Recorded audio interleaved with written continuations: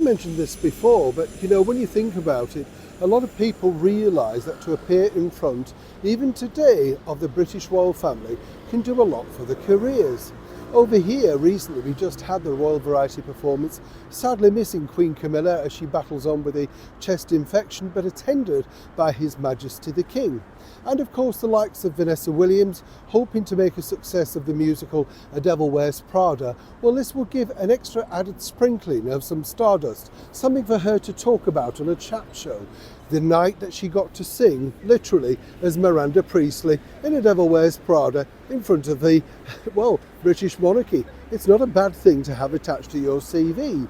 But of course, way back in the halcyon period of the golden days of variety, this really was a signification that you'd arrived. If you could say, I've been in a Royal Command performance singing in front of the King or the Queen, people literally took you far more seriously. Now, what I find fascinating about this particular story is they really, really did want this international mega icon of a superstar to appear in front of royalty, and they tried on numerous occasions.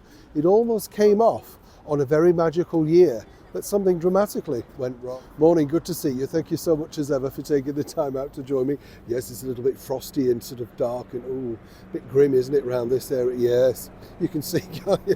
Does I know, it's terrible, isn't it? What's happened? Kept half expecting Sherlock Holmes to pop out, Not with Dr. Watson saying hansom cab to Baker Street or Charing Cross. Looks that bleak, yes. We're getting the London fog. Do you like the fog? Well, it's kind of good, isn't it? Because you don't need to get dressed up. You know what I mean? Yeah. Hide away, can't you, through the fog? A lot better in the old days, top hat and a shawl, all that sort of stuff. You could really mask yourself up, couldn't you? Let's not go there.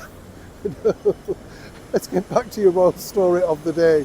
Now, this was, as I say, fascinating when you meet people who have worked on the Royal Variety shows for so many years, simply because they are those wondrous areas where you do get an opportunity to perform your very best, even if you're very nervous, in front of royals.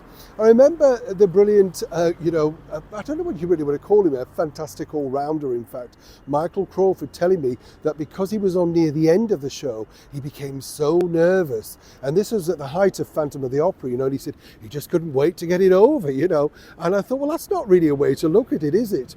But there was one superstar that evaded performing in front of the British monarchy for many years, and this actually started way back in the sort of late 50s, because the brilliant singer, entertainer, film star, the king, literally, I know people say this, but he truly was the king of rock and roll, the brilliant Elvis Presley. Well, he almost made it, but the story to that is fascinating in itself. You see, at the height of his fame in the 50s, naturally there was a, would you like to come and perform? And his manager, Colonel Tom Parker, basically said, no, if there's no money, there's no my boy, and there is no money at the Royal Variety. You come under your own steam, you provide your own, expenses, not entertainment, but, somewhere to stay, that sort of stuff. And he wasn't having any of it. And they tried on a couple of other occasions after Elvis had exited the army. But what was the real turnaround was the fact that in 1963, the British Beatles took the stage at the Prince of Wales Theatre alongside the likes of Tommy Steele, Harry Seacombe, and the Hollywood legend Marlene Dietrich.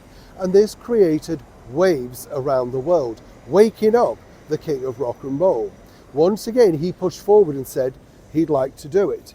And then, even with a bit of a pushback, and this was told to me by his wife, Priscilla Presley, apparently the colonel said, no, you don't need it, you don't need them.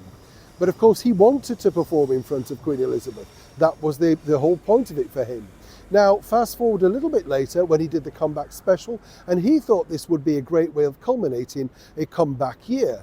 And at this point, he felt that Colonel Tom might, but then Tom said, look, he'll do it if you provide the expenses, but the expenses were astronomical, and they don't provide them. Now, what finally happened was this. As you know, Colonel Tom Parker was getting a lot older by 1977.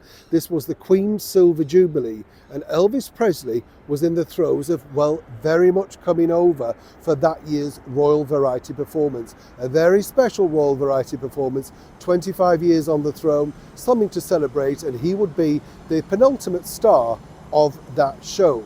Originally, as many people realised, it could have been somebody like Bing Crosby, Bob Hope, but with Elvis now in the offering, they thought, brilliant, this could absolutely seal it. But fate steps in a strange way, doesn't it? And sadly, as we all know, in August of that year, the brilliant entertainer, icon, superstar Elvis was no more.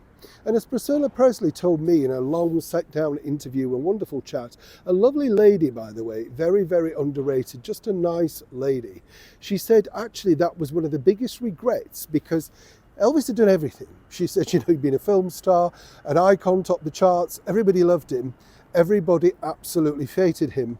But the one thing that he really liked was the British monarchy. He was a great monarchist, apparently, and was fascinated by our history and all the intricacies that go with it. But sadly for him, his manager, Colonel Tom, kept him back for so many years. And suddenly, when he was loosening the chains, Elvis himself sadly lost the fight to get here. What a sad story, don't you think? Neil Sean in the very heart of London.